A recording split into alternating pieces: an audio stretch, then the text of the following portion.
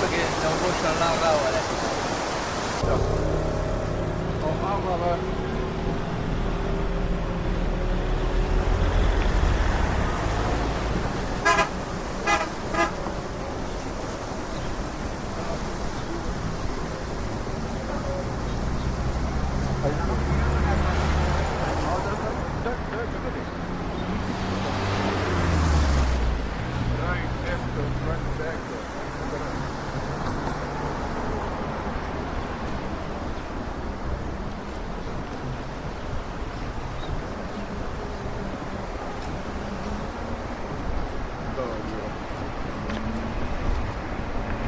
الذي وجود خواص مسجدين الإخلاص يلا بيعملوا لنا الكيف وفيه شكل ومرة जी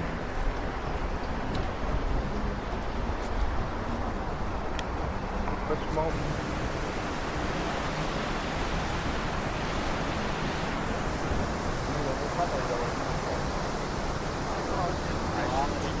شفنا ده وجود شوري